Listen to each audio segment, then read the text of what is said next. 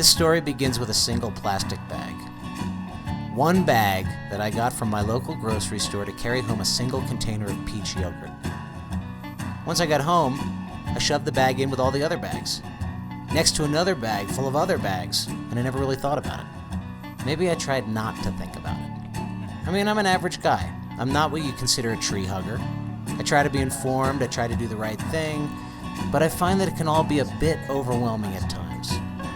I live in a small town in Colorado, and it wasn't until my town challenged another town a few hours away to see who could reduce their use of plastic bags the most that I first started to think about plastic bags and what we do with them. I mean, we all have a lot of bags, right? Everybody does the same thing.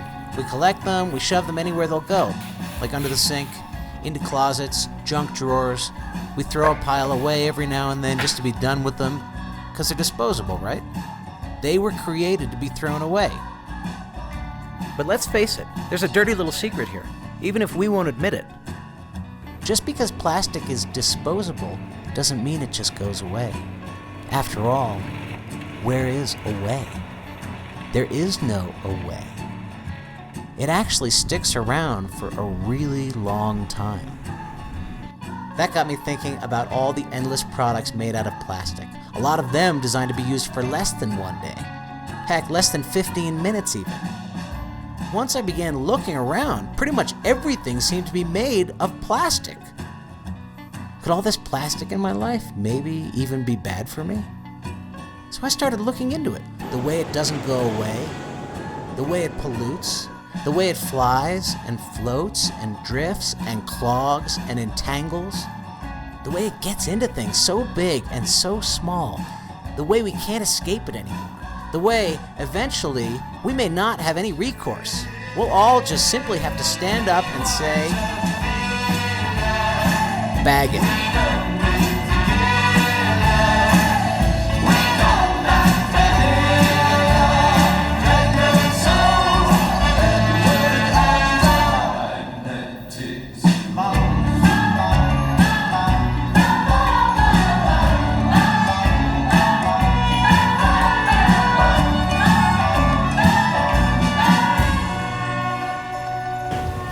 You know that thing when you learn something for the first time and then it starts popping up everywhere? Like, you meet someone for the first time and everywhere you go, there's that person. That was what it was like for me with plastic bags. They were everywhere. Bag it, sack it, plastic. Go on and forget about it. Bag it, baby, don't be lazy, throw it away. They make it so you'll take it home. Let me just say this. First of all, plastic is an incredible material. It's lightweight, it's moldable, durable, versatile, inexpensive. You can do amazing things with plastic. In the 1960s, the idea of plastic being the wave of the future seemed like a bit of a joke. I just want to say one word to you. Just one word. Yes, sir. Are you listening? Yes, I am. Plastics. Exactly how do you mean? There's a great future in plastics. In retrospect, this scene seems less like a joke and more like a prophecy. We were fed the concept of disposable living. Life would be easier and more convenient. Why do the dishes when you can just throw them away?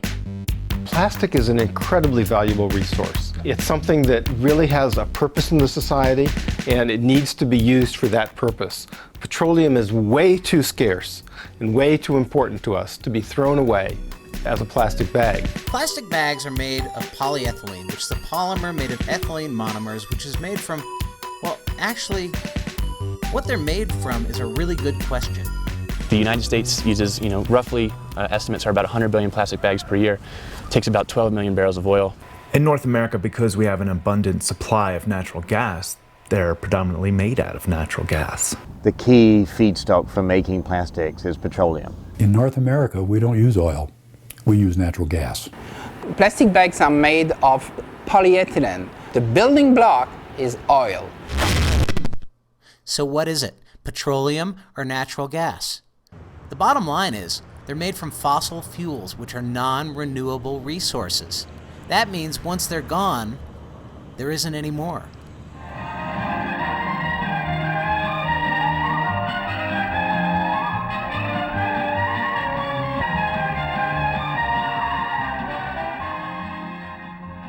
World plastic bag consumption is estimated at about 500 billion bags per year.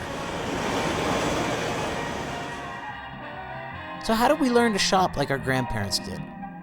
I mean, we haven't always had plastic, right? What if we shopped using our bags over and over, old school? It would be great to come up with the real cost of the plastic bag, because that is the #1 consumer item in the world. We are not going to use those little plastic produce bags. We have our own bags. Here we go. There we go. I'm gonna use my own bag for some deluxe salted nuts. There we go.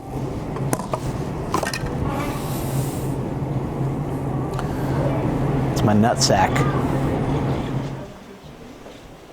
Anne is the creative director at a newspaper.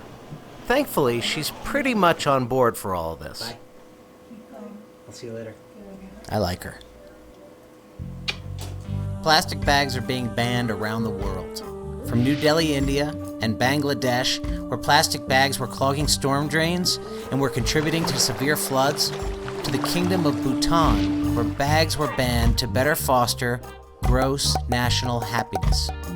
In 2008, China banned ultra-thin plastic bags. It's estimated that in the first year, it eliminated 40 billion. In May of 2009, the state of South Australia banned plastic bags, hoping to set an example for the rest of the nation.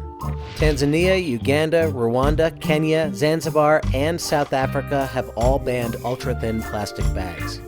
Many countries and cities in Europe have either banned or placed fees on plastic bags. Ireland placed a fee on plastic bags and reportedly reduced consumption 90% in the first year.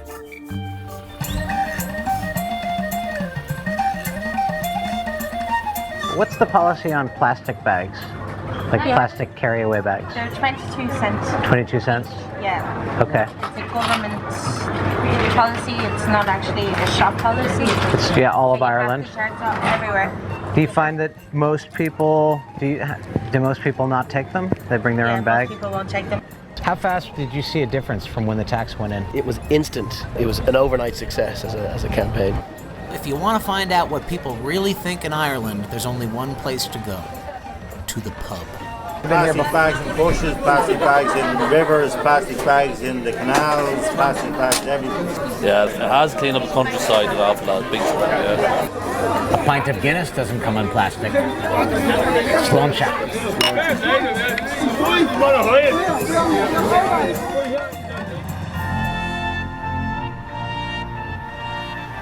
In England, the village of Modbury became Europe's first plastic bag-free town when the local merchants got together and decided to voluntarily do something to help protect their coastal environment.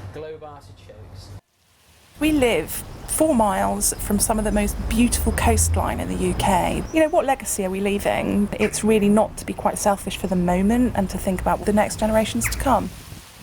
In environmental news, a top UN official is urging a global ban on plastic bags, in part because plastic is the most pervasive form of ocean litter. Achim Steiner, executive director of the UN Environment Program, said, quote, "Single-use plastic bags which choke marine life should be banned or phased out rapidly everywhere. There's simply zero justification for manufacturing them anymore, anywhere." So what's happening in the United States? 30 rural communities in Alaska have banned plastic bags completely. In June of 2009, Washington, D.C. became the first U.S. city to place a fee on plastic bags. California has been at the forefront of the plastic bag debate. San Francisco becomes the first city in the nation to ban plastic bags. San Francisco, those ubiquitous plastic shopping bags are being ordered to get out of town. The predictions from the plastic industry was doom and gloom. San Francisco will grind to an absolute halt. How can they live without plastic bags? in the 2 years since we've had it in place, not one single complaint in our office, not one. Paper versus plastic, you know, what do you do? And I guess tote bags are the thing that... That's what I've heard on the streets. You could get a nice tote to go with your sweaters. Yeah, well, once I get my bedazzler and I could, you know... Really... After San Francisco, other towns in California tried to pass their own bans. The American Chemistry Council and other pro-plastic groups' response was to sue. They claimed it would just make people use paper bags instead, which would be even worse for the environment. Oftentimes the plastic industry will say when you're making a choice between paper or plastic, plastic is the better choice environmentally. Plastic is very lightweight, it takes fewer fossil fuels to transport plastic, so what's left out of the equation, very conveniently, is what happens to our plastic when it winds up into the ocean. If that were quantified, and if that became part of the analysis, there would be no contest. So who is the American Chemistry Council anyway? Well, the American Chemistry Council, otherwise known as the ACC, with over 130 member corporations, basically protects the interest of plastics and chemicals. One of the ACC's branches is the Progressive Bag Affiliates. And the Progressive Bag Affiliates has formed groups with friendly names, like the Coalition to Support Plastic Bag Recycling. And then there's Save the Plastic Bag. You know, like Save the Rainforest, or Save the Panda, or Save the Manatee. Yeah, save the plastic bag.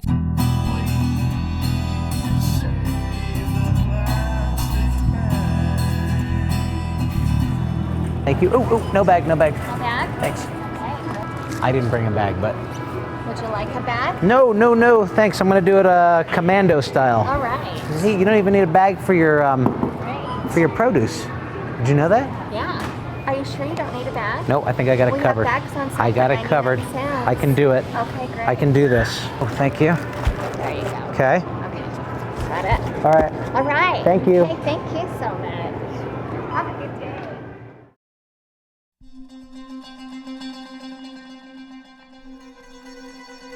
People kept referring to plastic bags as this thing called a single-use disposable. Single-use disposable plastic. Think about it. Why would you make something that you're going to use for a few minutes out of a material that's basically going to last forever and you're just going to throw it away? What's up with that?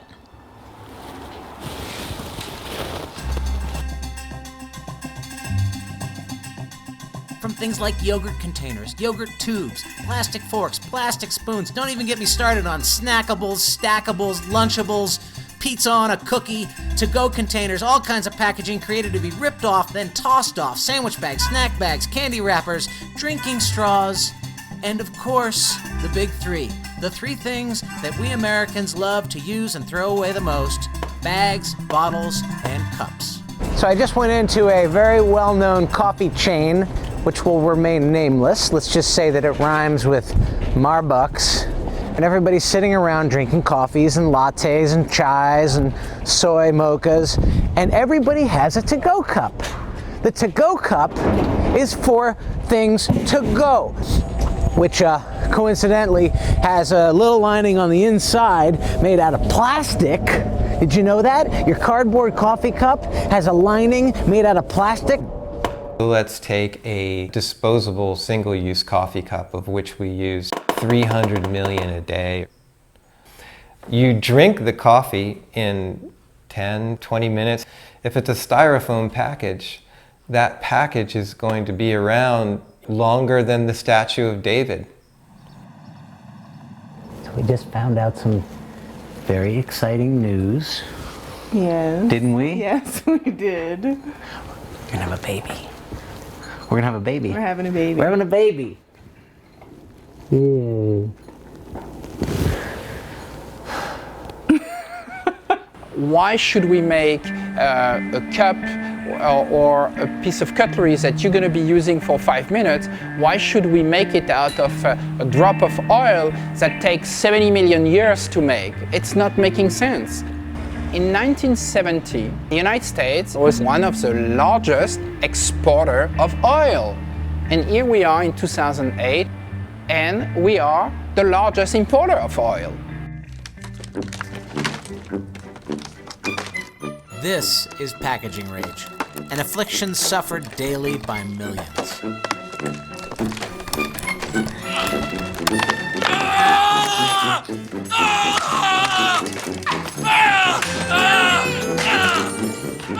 about how ridiculous it's become. We package everything in plastic.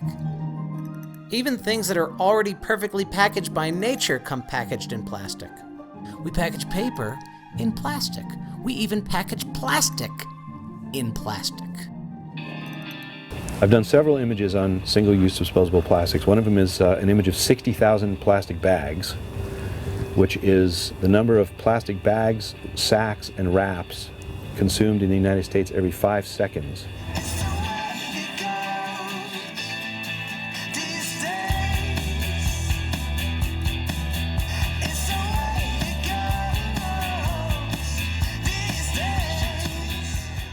Plastic water bottles.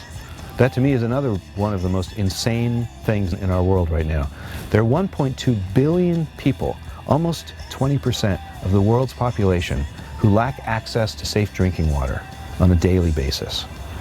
And at the same time as that is happening, we're spending untold amounts of money and resources shipping tap water from Fiji to Miami, from the Alps to Los Angeles. So us rich people can have a choice of which water to drink out of a disposable plastic bottle. It's insanity. Bottled water has now surpassed sales of beer and milk, and analysts think that within 3 years it may surpass soda sales. We go through the equivalent of 17 million barrels of oil making the bottles that are used in the United States each year. Making those bottles generates 2.5 million tons of carbon dioxide. They had hundreds of millions of dollars to spend telling us to drink more water. They used celebrities and models and used athletes so that their product was linked with wellness.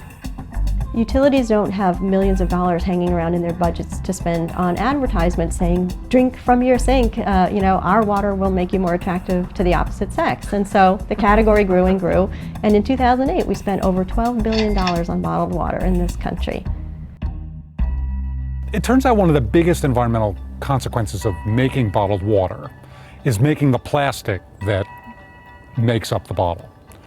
If you were to fill any bottle about 25% of the way up with petroleum, that's the amount of oil required to make the bottle itself.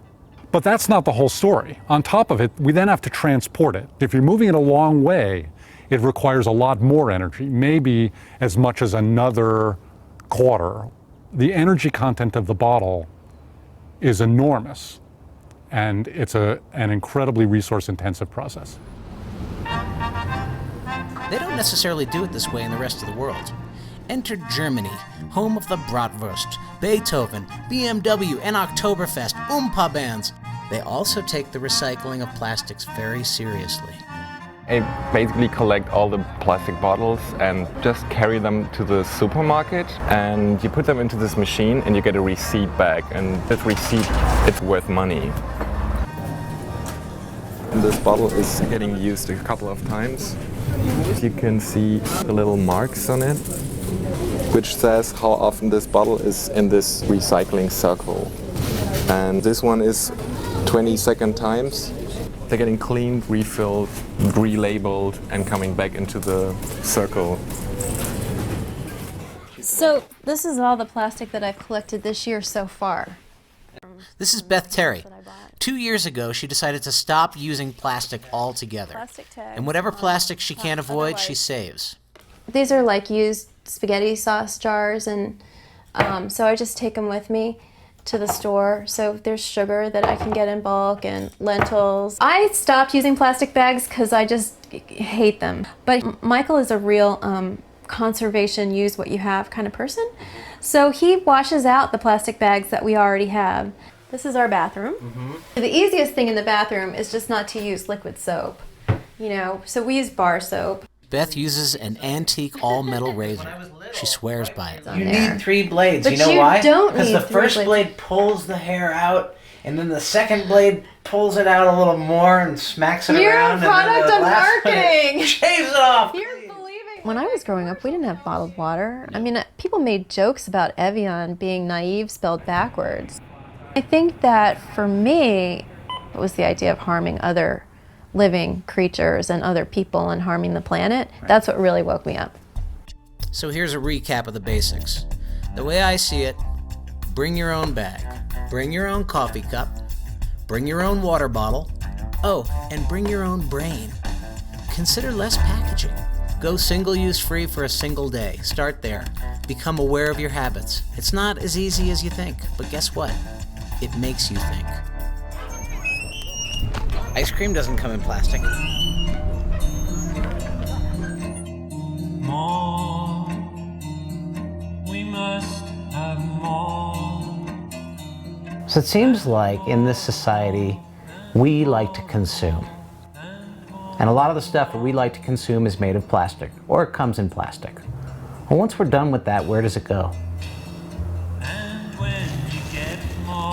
We put our garbage at the end of the driveway, and the sanitation crew comes and picks it up, and it goes away. Where's away? You know, there is no away. Hi, welcome to Wendy's. What can I get for you today? I have a question for you. I'm trying not to use packaging, and I brought my own plate and my own cup. Is it possible to get it served on my own plate? Hold on one second. Thanks. We cannot put it on ourselves, but we can give it to you and you can put it on there. Me taking their food out of their packaging and putting it on my own plate sort of defeated the whole purpose. So I decided to try Taco Bell. I'm sorry, sir. We can't do that. That's called cross-contamination, and we can't take anything from the outside in. Oh. Are you able to put a soda in my own glass, or is that either? I can't take anything in the window. cross-contamination? Okay. It's not exactly true that they can't take anything through the window. They're fine taking our cross-contaminated money. It could have something on it. I'm sorry, you can't film here, ma'am. Okay, I get this whole concept of using less and producing less waste, but with plastic packaging, can't we just recycle it? I spent a lot of time in my book asking, is recycling doing any good? Is it worthwhile? Should we continue to do it? And the short answer is a resounding yes, yes, yes. It saves enormous amounts of energy to make new goods from old goods instead of continually pulling raw materials from the earth and transforming them, transporting them, and then sending them on this one-way trip to the landfill. For every barrel of waste we put on the curb, there are 71 barrels of waste generated upstream in making all these consumer goods. And every time we recycle whatever we can, we're chipping away at those 71 barrels upstream. I have such a love-hate relationship with recycling because I love recycling in that it's sort of an on-ramp or a gateway drug to bigger, better environmental activism. But what I hate about it is it lulls people into thinking they're making a difference. You know, you buy this thing, you know it's overpackaged, but at least you can recycle it. You put it in that blue bin and it's like, ah. Many plastics are difficult to recycle, so a lot of our used plastic is going to Asia.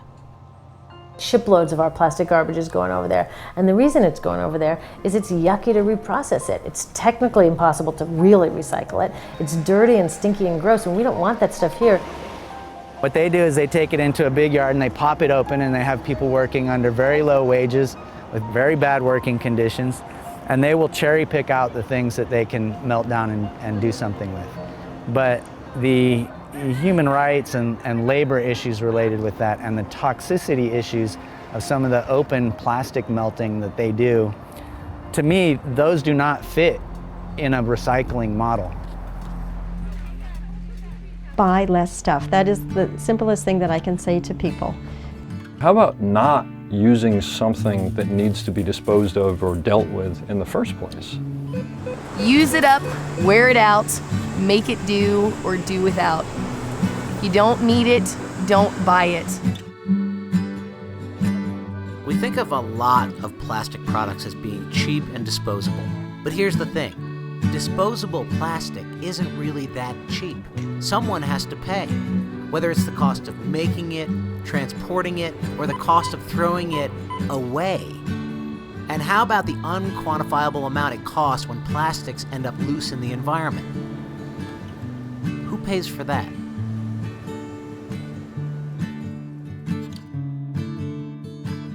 So I recently found out that there is all this trash sitting in the middle of the ocean. And a lot of this trash is plastic. And my first thought was, well, all right, but I didn't do that.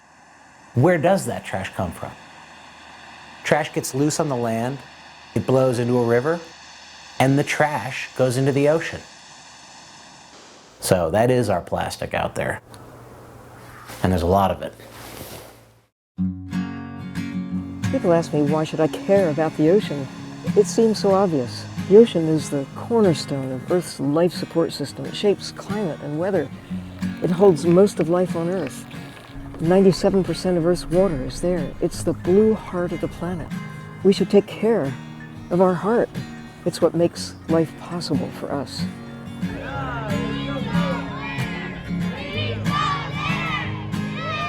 We still have a really good chance to make things better than they are. They won't get better unless we take the action and inspire others to do the same thing. No one is without power. Everybody has the capacity to do something. How bad is the situation with plastic in the ocean?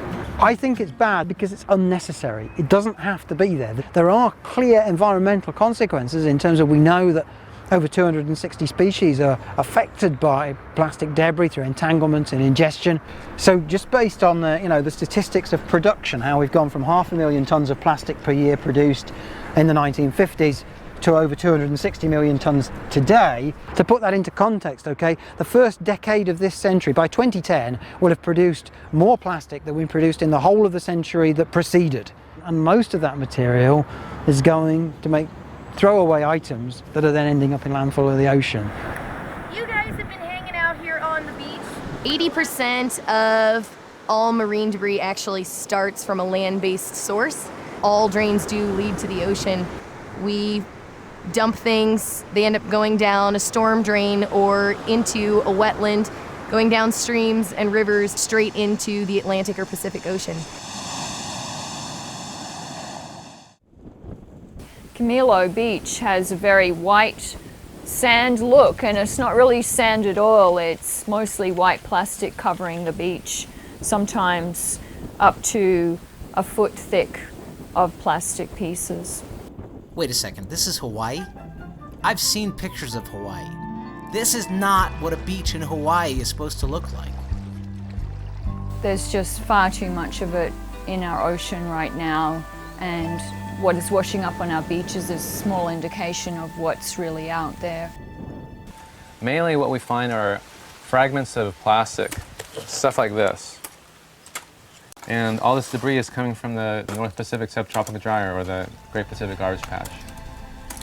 There are actually 5 major gyres, swirling systems of currents in our oceans. 1 in the Indian Ocean, 2 in the Atlantic Ocean, and 2 in the Pacific Ocean.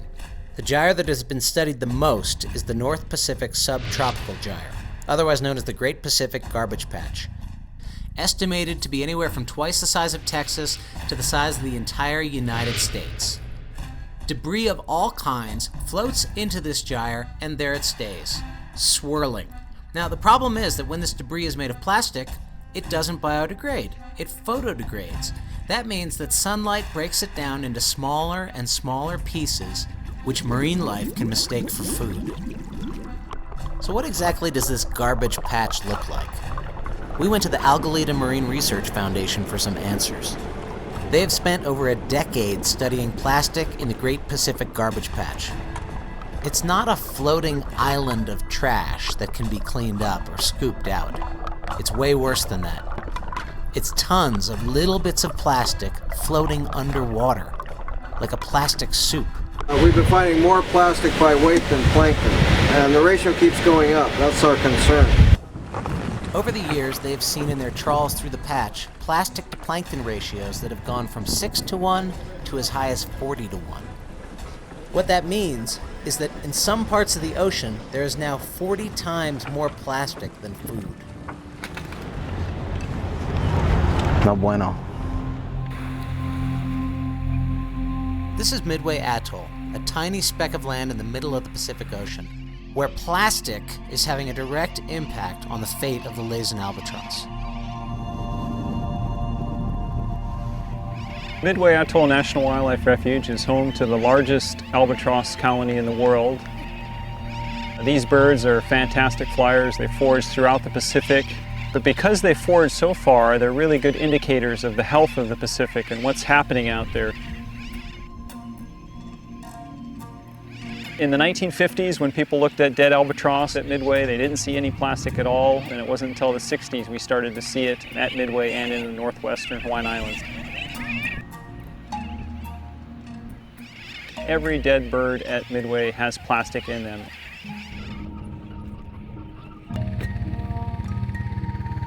The albatross that are surrounding us here today face numerous threats over the course of their life to successfully come back here and have chicks of their own. They've got to fly hundreds of miles to find food. They've got to survive for several years at sea. And the plastics in the ecosystem are just another hurdle in that path to come back here. All the plastic that you see here was brought to the island by an adult albatross and fed to a chick. We can calculate how much plastic is brought to Midway each year by the adult albatross, and it comes out to be 5 tons of plastic. That's every year, 5 tons. What's happening to Midway will soon be happening around the globe unless we change the way that we operate as a people. And he totally agrees. He thinks that was very well stated, I know. It's not just albatross that are feeling the effects of plastic in our oceans. Over 260 marine species are being impacted by plastic, either through ingestion or entanglement.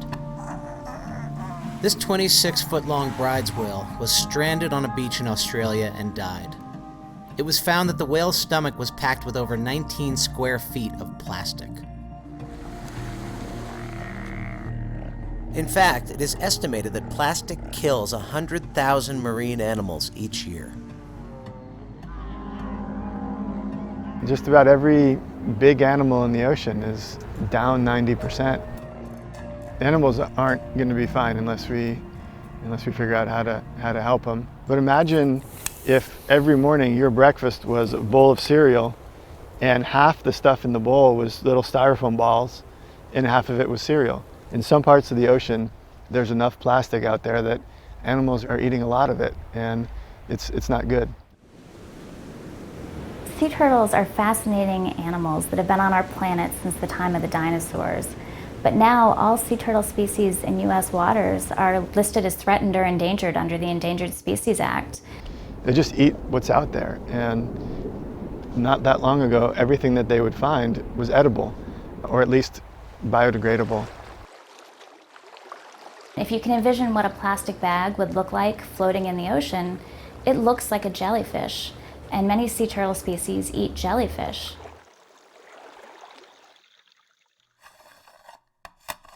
When scientists are conducting necropsies, which are animal autopsies, they're finding that sea turtle stomachs are full of tiny little pieces of plastic. Some sea turtle species, like the Pacific leatherback, it's estimated that they could go extinct within the next couple of decades. We're really in a position where every dead sea turtle counts, and we need to do whatever we can to keep them alive and to recover healthy sea turtle populations. We need help from industry and people involved in product and packaging design to help with material reduction. Reducing the quantities of plastic that we use for single-use, one-trip items, and then they're thrown away. And that's, to my mind, a third of all the plastics we make. That's what we're using them for. That's the area that really needs to be targeted if we want to help to reduce the problems of contamination of the marine environment.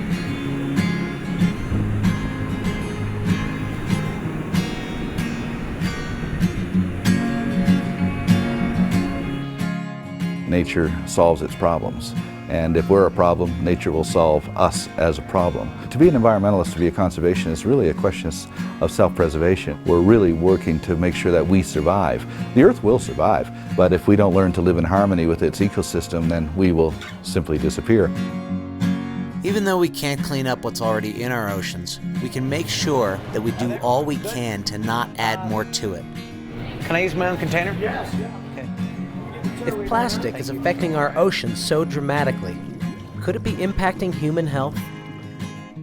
And what about our child? I'll take the free-range chicken.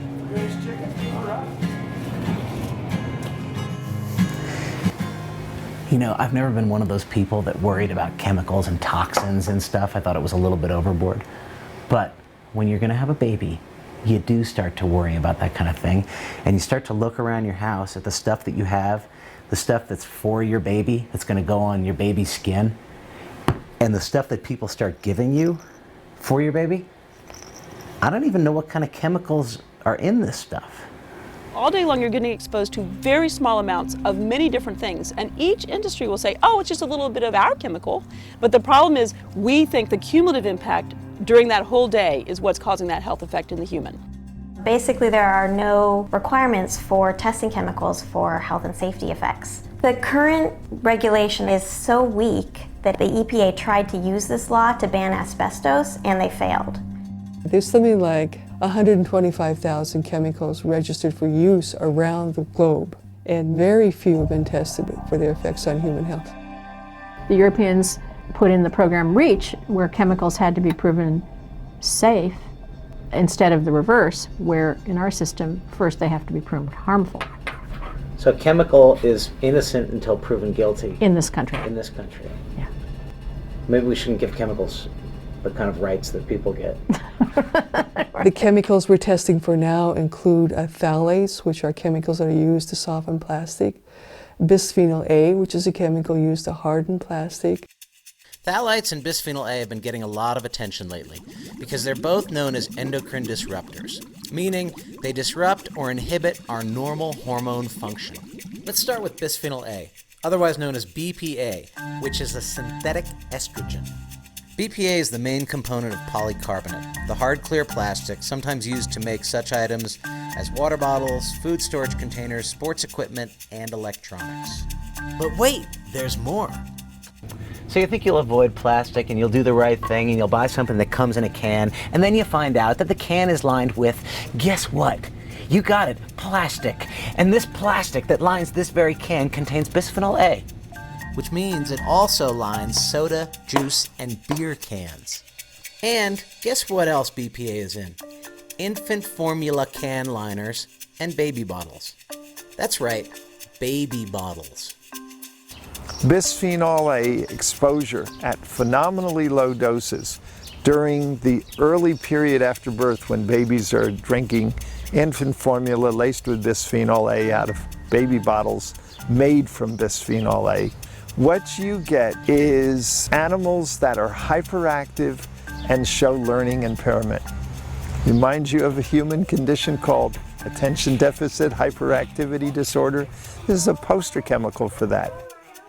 Basically, we have released a lot of chemicals into the environment that can interfere with the way our children are constructed from the moment of fertilization until they're born 38 weeks later.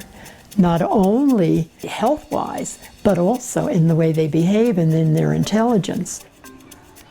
Academic and government scientists are showing an array of harm of bisphenol A that is frightening to the brain, to the reproductive system. And one of the things you see happening with bisphenol A is gender neutrality.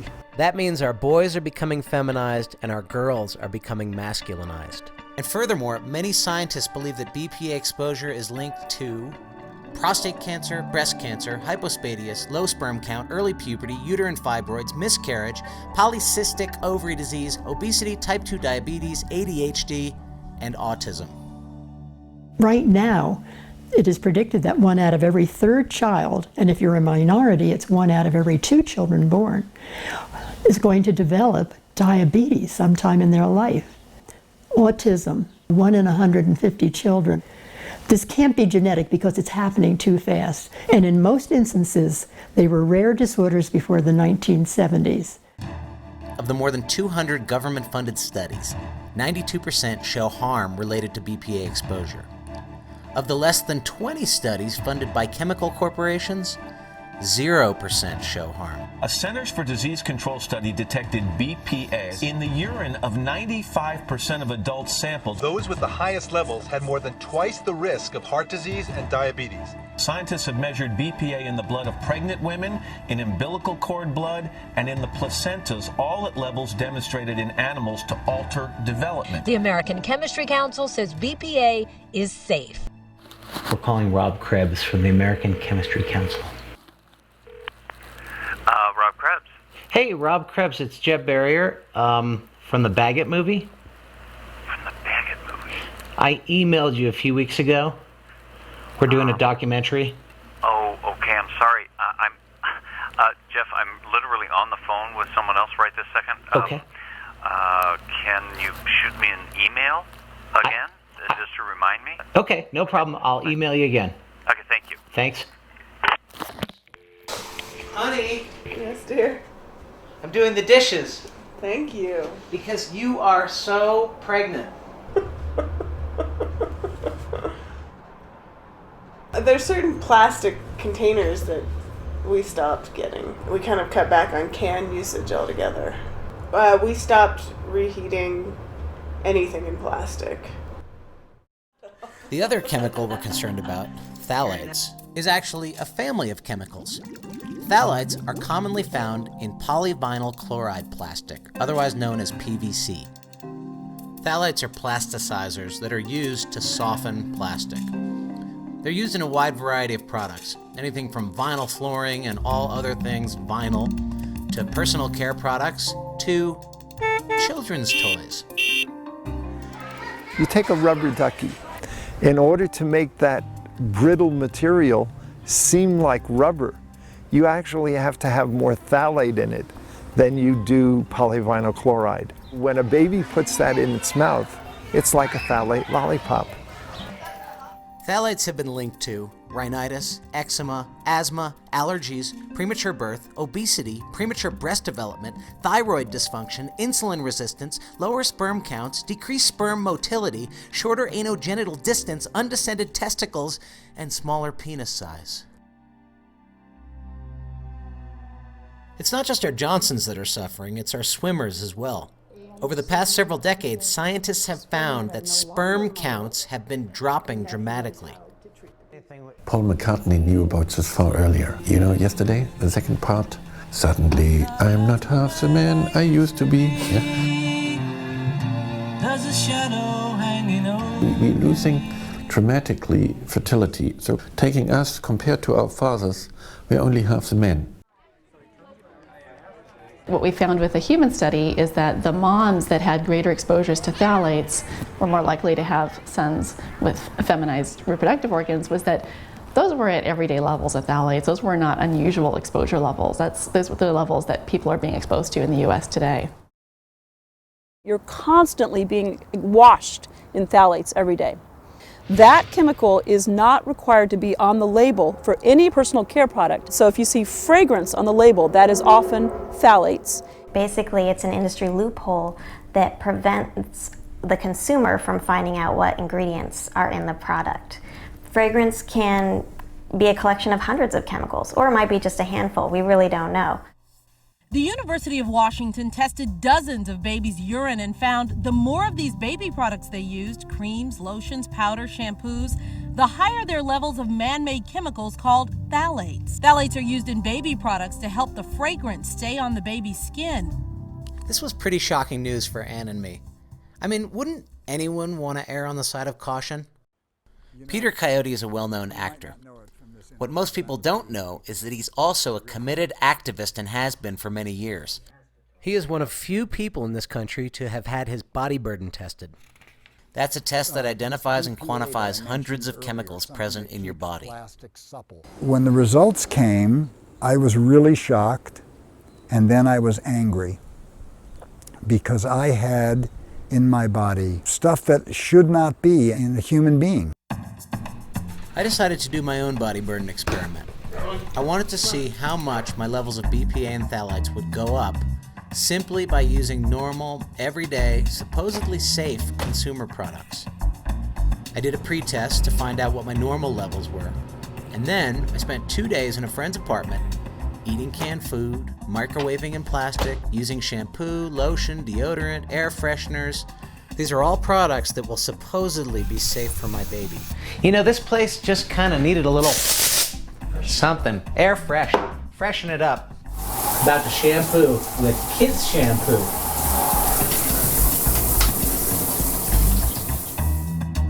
This is all stuff that people use pretty much every day. This is my last supper. I don't get to eat like this very often. Ugh. I don't feel good. At the end, I get tested again. By the way, whatever the levels are, they're reversible. So it's never too late to stop ingesting, absorbing, and inhaling these chemicals. And now we're just waiting for the results. Hi, Catherine. It's Jeb Barrier calling you back from the movie Bag It, the documentary about plastic. And I'm really hoping to get an interview with you specifically about BPA and phthalates. We are keeping chemicals afloat in our environment in the face of overwhelming scientific evidence from other countries, because the information is being systematically withheld from us. Who are the people that allow this? They're supposed to be our leaders. They're supposed to be mediating between the needs of the citizens and the needs of the corporations, not giving the corporations everything they ask for and asking the citizens to pay the bills. If you don't want a deadly poison in the biosphere, you don't make it. Period. End of story. Okay, I finally got my results. It's 144 pages of numbers. So, I am at the house of Dr. Theo Colborn, world-renowned environmental health analyst, and she is going to help me decipher what my test results mean. Your results were very interesting. Why don't we start with bisphenol A? Okay. So, my BPA level went up 110 times. Yeah, that is high. I'll be quite frank with you. You really spiked. Now, these are the phthalates. This one went up 53 times. Okay, now, here we are. This one went from 2.7 to 143. So if you sum this overall and then take the difference, you had about 11 times increase of phthalates. If Anne, who's pregnant, had those levels, what would that mean for the baby? Well, it could mean that that baby would be partially feminized. In other words, reduced anogenital distance, maybe a smaller penis. Wow. Yeah. I always feel uncomfortable talking to people who are expecting children or planning to have children, because this is the critical period from fertilization to birth. As a citizen, don't you feel that we have enough evidence now to say we should not be using this Absolutely. product? I don't want any of these in my body. I don't want any of these in the mother of my child's body. I don't want them in my child's body. No, they're going to be. It's not about being against chemistry or against plastic. It's about being against stupid plastic, silly, stinking, toxic stuff. When you reach the point where it becomes a public health issue, and this is a major public health issue at the population level, the government has to step in. But I will frankly say, government is no longer government, it's corporate control. What we're asking for is for a law that will make sure that chemicals are tested before they go into products. We want to be able to go to the store and buy any product. The products on the shelf should be safe for us. We have lost a whole generation of children already because we haven't even begun to take action on one of these chemicals. Though you may feel that going up against corporations is impossible and that government moves way too slowly, what we cannot forget is that we are the government, that we influence industry. Thanks to the outcries of concerned parents, a law was passed in 2009 banning 6 phthalates from children's toys. And due to consumer demands, Walmart and Toys R Us decided to remove all baby products containing BPA from their shelves. This led 6 different baby bottle manufacturers to completely remove BPA from their baby bottles. I'm trying to find out if people in town would support a fee on paper or plastic shopping bags. I'm trying to find out if people in town would support a fee on shopping bags? Yeah, to keep people, to try and reduce the amount people use disposable bags. Go big or go home. Here's what we're doing. Bags. Would you guys support some kind of measure in town? Remember that part about how we were expecting a baby? Well, it's happening. One love, one love.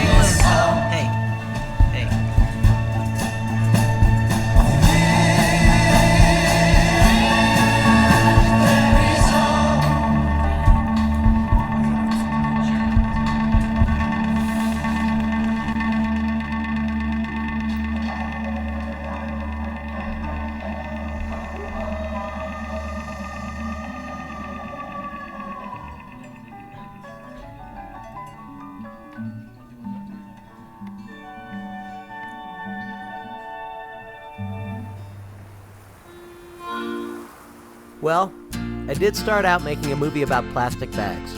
But like any journey, things developed and changed along the way. It became about so much more.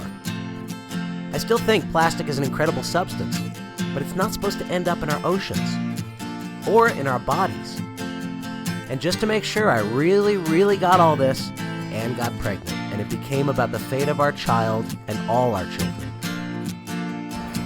I'm still an average guy, but even average people can make changes. You know, everybody keeps asking me, so what can I do? Well, here are some things we've come up with while making this film. Things you can do too, starting today, right now. You can cut way back on single-use disposables. Don't drink bottled water. Choose products with less packaging. When you need something, buy it used. Think outside the bag. Bring your own container. Buy less stuff. Remember, recycling comes after reducing and reusing. And how about volunteering in your community to do litter cleanups? But most important, you can simplify your life. I keep coming back to how my grandparents lived. They didn't have all this plastic in their lives, but that didn't seem to make them any less happy. When it comes down to changing your life and living with less plastic, it's going to take some effort. And look at that, foam cups. Stay back. We just have to rethink how we do things. It all comes down to common sense. Well, there you have it. The end of one odyssey, the beginning of another. We've decided to live life with a little less plastic. How about you? Is your life a little too plastic? Because if it is, there's only one thing you can do about it. Bag it. All right. I think I got it that time. You got it. Yeah.